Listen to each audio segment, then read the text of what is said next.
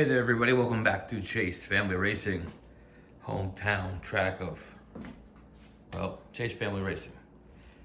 Not sure if I'm going to keep the name of the track Haywood Valley Raceway or not, but who knows, probably will.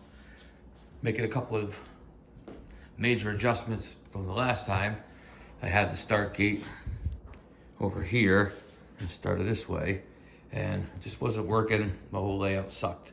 So I flipped some stuff around, and now the start gate will be in over there. The cars will come down, go into that 180 crossover turn,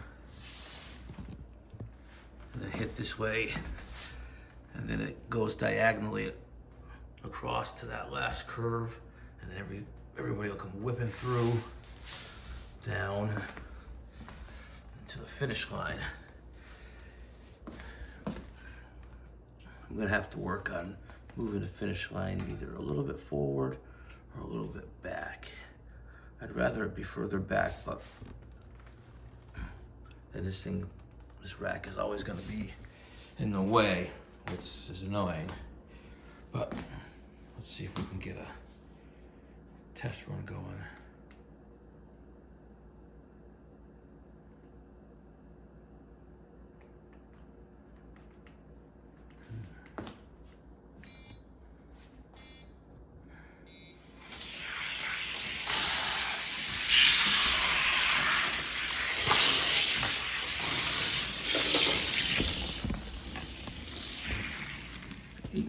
.21 for the Mercedes non-modified truck and wagon.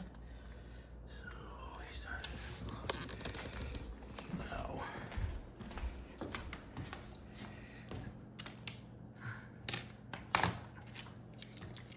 Now I think it goes like this.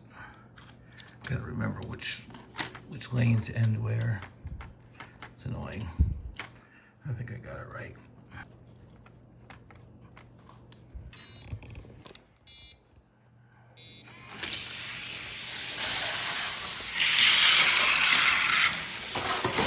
Oops. Somebody crashed.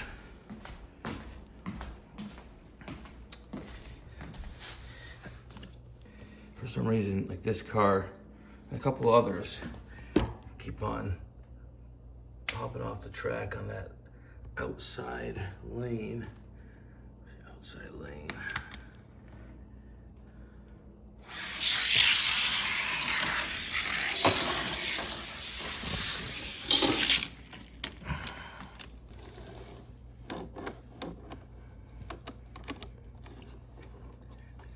I can't get this to stay.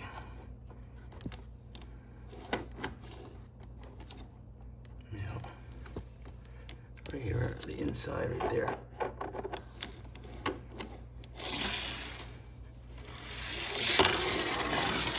So when the cars are going fast and they hit that littlest bump, they're flying off the track. So I gotta keep working on that, which is right now it's the hardest place to get to.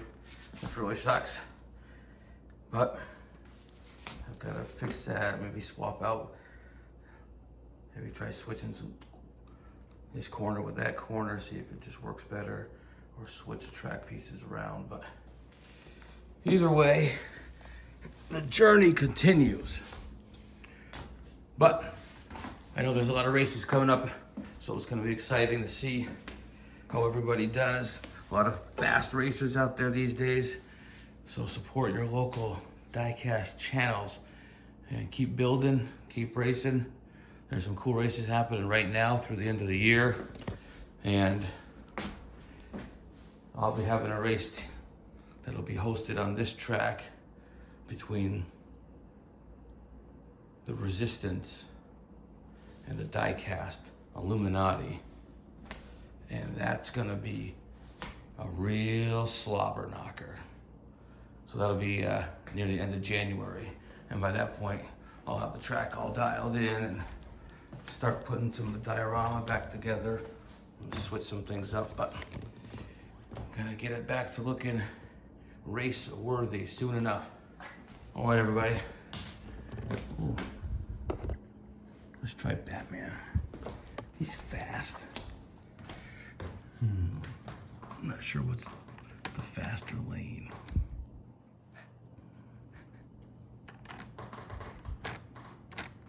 Let's see if he can make it.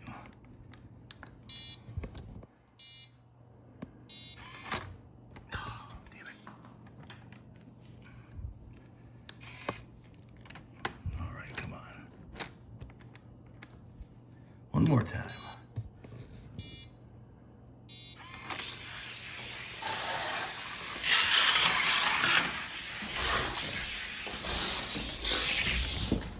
Nice. 7.72. I don't know if that's fast or not, but it's certainly a shorter distance than the last version of this track. And that means everybody's times looks like they're gonna be faster by about 2 seconds. So, see if I can find a car that's already fast.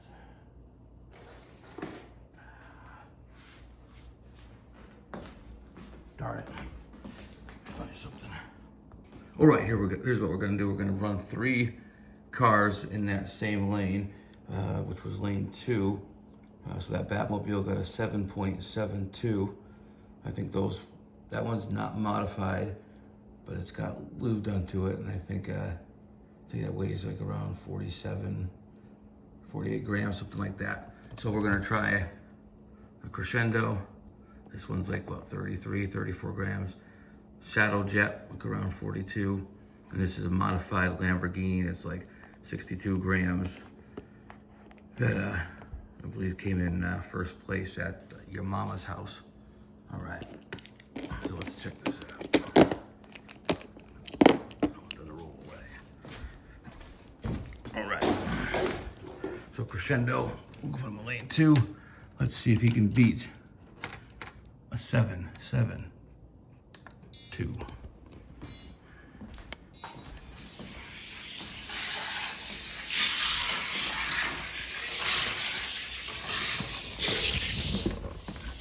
7.62. All right, 7.62 by the Crescendo. So that's a 10th faster than the Batmobile. So let's see how the 7.62 will be the time to beat for the Shadow Jet.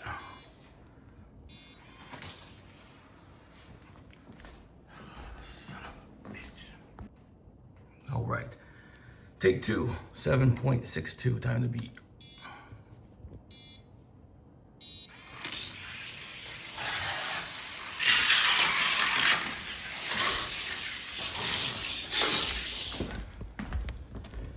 7.69. All right, so Crescendo with a 7.62, Shadow Jet at a 7.69. Let's see how this 62-ish gram Lambo does.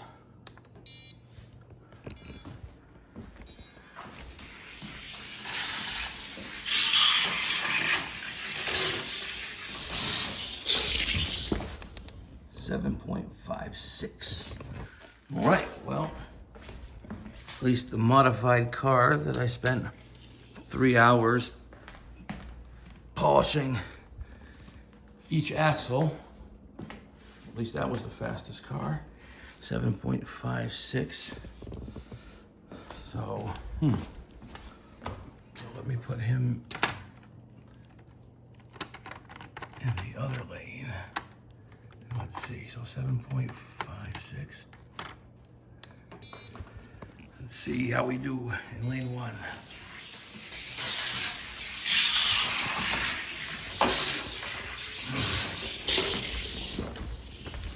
$7.44. Oh, 7.44. Dang, I guess lane 1 is the fast lane. Let's give Crescendo a quick shot, and then we will get out of here.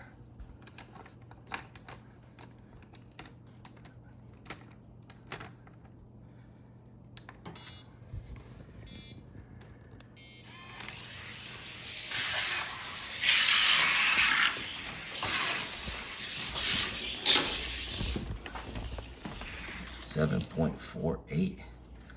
Dang, that's quick.